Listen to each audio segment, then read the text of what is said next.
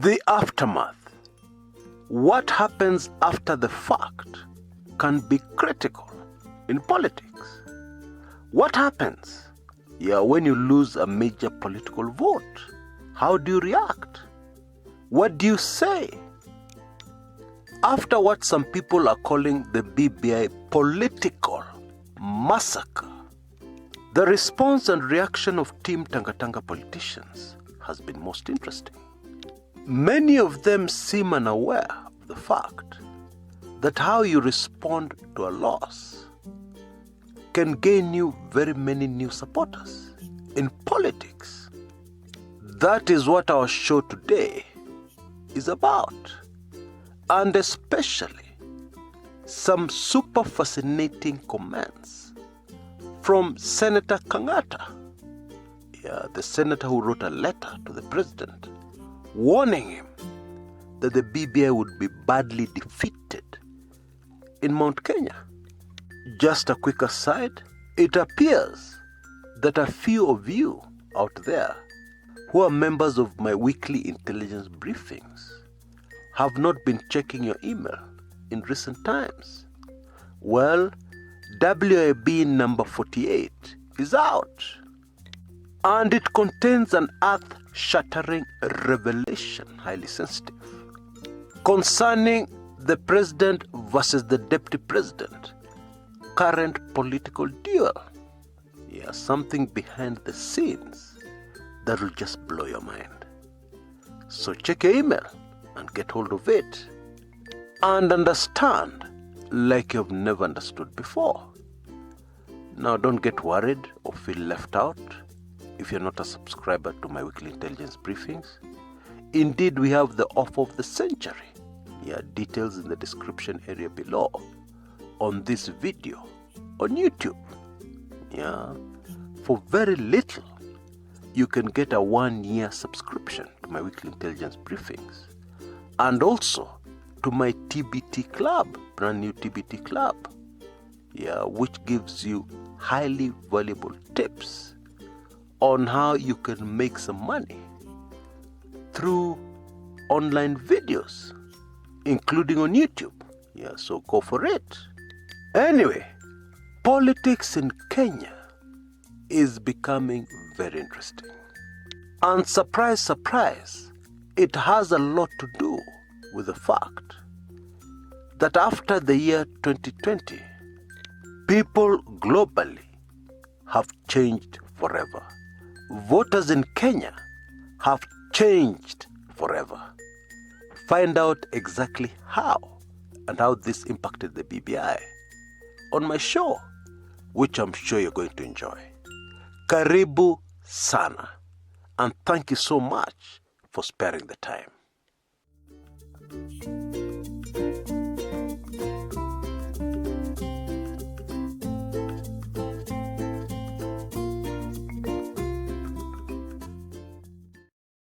Those of us who are not emotionally attached to any of the two sides, anti-BBI and pro-BBI, were waiting for a very serious contest.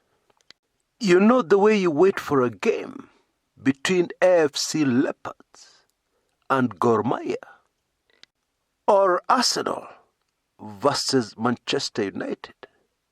We were waiting. I'd expected to analyze each and every county, whichever way the vote went. I was prepared. But what happened?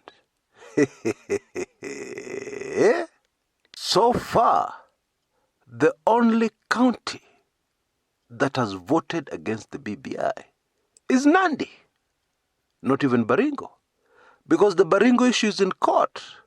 There are mob issues. It looks like that particular vote will not be validated. Bottom line, very disappointing score. Imagine a situation whereby you go to the Nyayo Stadium or Kasarani to watch Gor and AFC, and the score is something like 8-0. Oh boy. Or 9-1. Even if you're a supporter of the winning side, you get bored. You feel you wasted your good money. Yeah, bothering to go and watch this encounter, which you expected to be exciting, to put you on the edge of your seat. But it never turned out like that. But there's something else very important. Yeah, the observant normally focus on after the game. The comments of the side that lost. I know fans who have switched sides, as a result of those after the match comments, after you've been whitewashed by the other side. And by the way, these people I know have played sports, and so did I. Some of them played with me. But they changed sides because they were disgusted by the comments of the losing side. Or the referee was biased, or some players were bribed, etc., etc. And this comment comes from a player or a manager after their side has lost by over 4 goals. 4 clear goals. Now, in politics, believe it or not, what you say when you lose can be critical to your future victory or your future loss as a result of what you said. Let me put it in a Kenyan way. Inaweza kufanya watu wapoteze ladha na wewe. In other words, they could lose their appetite for supporting you. In my view, sometimes it is better to keep quiet. No comment for now. Or we're still looking into what exactly happened. Yeah, we're not sure. But we'll get back to you once our investigations are complete. Something like that is better. Senator Kangata's remarks, I'm sorry to say, have been hilarious. He has clearly insulted the intelligence of Kenyans. Sample this. He appeared on a local TV show. His body language was as clear as day, even to somebody who's not experienced in reading body language. He was a defeated man, a worried man. And then he says, to the anchor, please don't misquote me. I didn't say that. What I said is that there was a high likelihood that the BBI would pass. People would be intimidated. Seriously? I mean, this is standard 1, standard 2 level stuff. Why did he write the letter to the president? He was worried the BBI would be defeated in the counties. Why write the letter, which became public, if he already suspected that the BBI would pass? In the counties, why write the letter? There's no problem. Because the letter was an alert. The letter was a heads up and a warning to his party leader that all was not well. As chief whip, he was warning the president that there was going to be a problem. The president was going to be embarrassed by the results of the BBI. That's what the letter really said. With the benefit of hindsight, the political objectives of that letter by Senator Kangata are very clear. The idea was to solidify the perception that Team Tanga Tanga had very successfully built. The perception that the BBI is very unpopular in Central Province. And at the time, things were really working in favor of Team Tanga Tanga. Because the middle class in Nairobi were very much against the BBI, are still very much against the BBI. The middle class in most major towns and cities in Kenya are still very much against the BBI. That is a fact. And so it was very easy to create the perception that the whole country is very much against the BBI.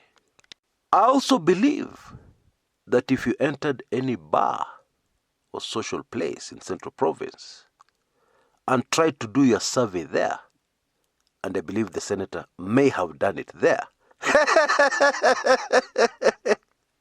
You know, people mostly say things in bars for entertainment purposes.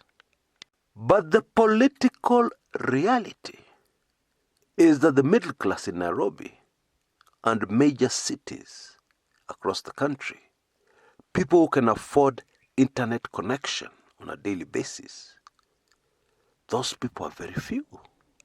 They are a small fraction of the voting population.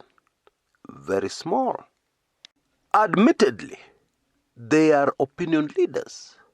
However, most of these people have no idea what life is like for most residents of Nairobi, especially now. And that is why a vast majority of them are going to be very surprised by the results of the upcoming referendum. And of course, we can expect excuses like it was rigged. Somebody fiddled with the vote. Now, I've said this before. It is extremely difficult to rig a referendum. In the history of Kenya so far, no referendum has been rigged, ever.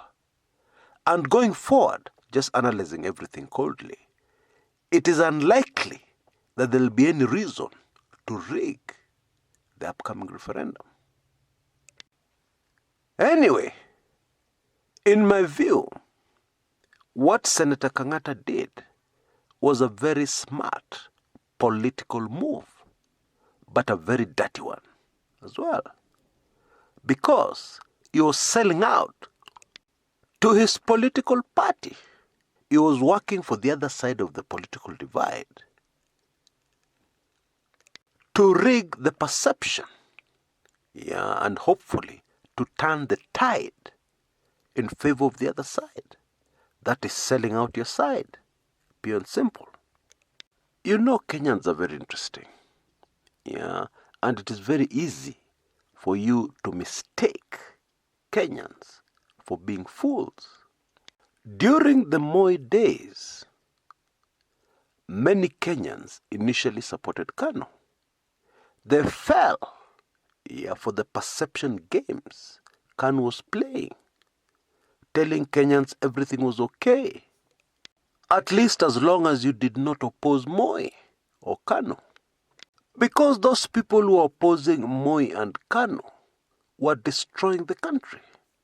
They were being financed by foreign powers, which was true, to destroy the country and bring chaos to Kenya. Not true. But Kenyans gave the government the benefit of the doubt. But things just got worse. You go to a hospital for treatment, you're told to go and purchase the medicine in a chemist. And it costs a fortune, which most Kenyans cannot afford. What has happened to the medicine in the hospital? Somebody has stolen it. Somebody has sold it. Then Kenyans noticed that most of these big supporters of Kanu and President Moi were very wealthy. Where was the money coming from? They were carrying huge sums of money in cash, in their cars, in their flashy cars. In those days, it was not unusual to have a person carrying 5 million in their car boot. In cash, and some of the money was in the glove compartment at the front of the car. It did not take Kenyans a long time to figure out what was happening. And that was the end of Kanu. That process then took a long time. But this time round, it has taken a very short time. The BBI vote results from the counties have done it. For anybody who is observant, the mood in the country has suddenly changed. The truth is, even people who were strongly opposed to the BBI and supporting the deputy president are still in shock. The deputy president's camp is in chaos and confusion. What next? What shall we do next? They're asking. Many vocal Team Tanga Tanga politicians are quiet, or at least they are not as loud as they were before the BBI vote. And those who are behaving like this are the more experienced politicians. Remember what I suggested earlier? Sometimes in these situations, it is better to keep quiet. No comment for now. It will greatly help you in future. Your reaction as a politician after you've lost a vote can end up being critical to your future. I also find it super fascinating how the media has responded. I sense that they are feeling embarrassed, ashamed, that they fell for the perception game.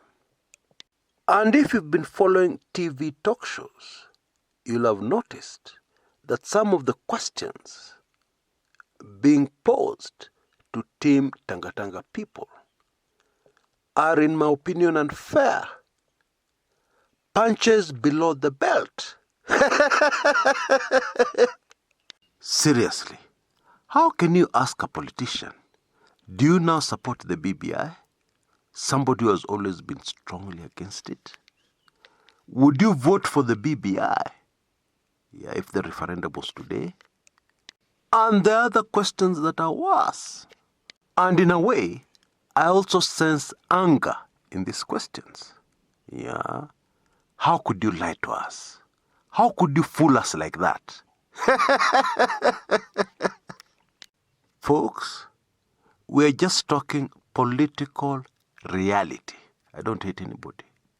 We're just discussing the political reality, which everybody can see. You know, Kenyans learned a lot in the year 2020. Top on the list of the lessons is the fact that we trusted too many people that we should never have trusted, ever. Another bitter lesson Kenyans learned was that politics is everywhere, even in healthcare. Yeah.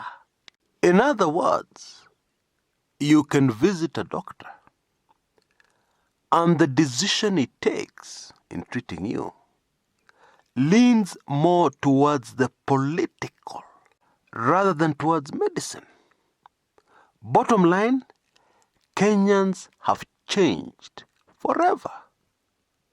Political tactics that were successful before are not going to work. People are much more wiser. Of course, this does not change human nature. Yeah, people will vent. People will say all kinds of things. But trust me, when it comes to time to make a decision, they will think much harder and much longer than they used to before 2020.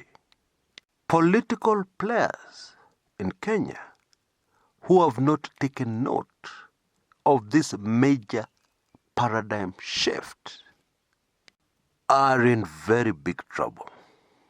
I suspect this is really what happened over the BBI manenos.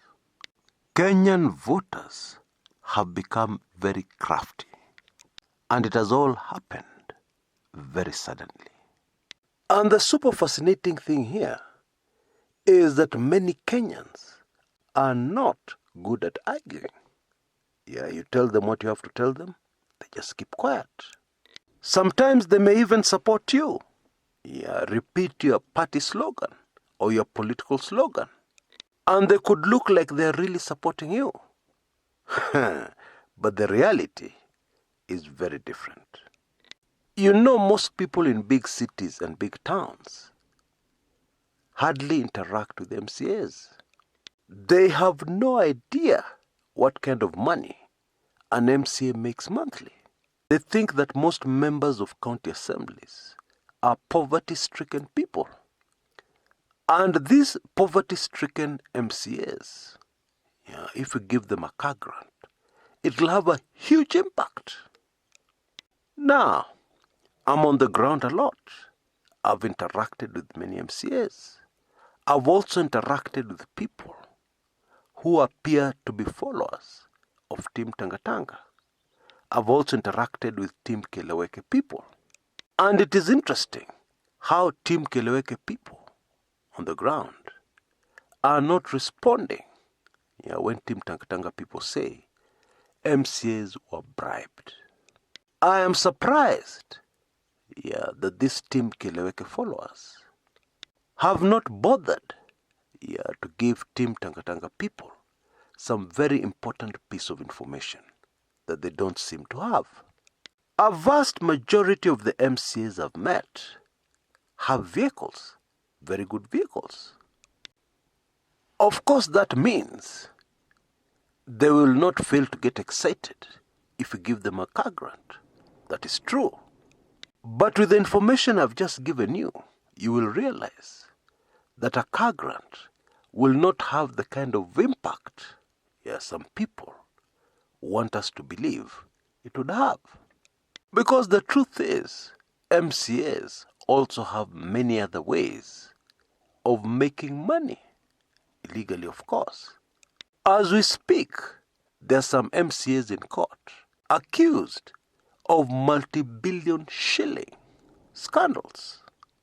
Anyway, unfortunately, this world is ruthless. If you get involved in something and you get so emotional about it that you are not interested in seeking information, vital, critical information that could inform how you react, how you respond going forward, you don't have to support anybody. It is just sad, and I don't think it's going to change anytime soon. Now, if you've enjoyed my video, remember to give me a like. Please subscribe if you're not yet a subscriber. Until next time, this is Chris Kumekucha.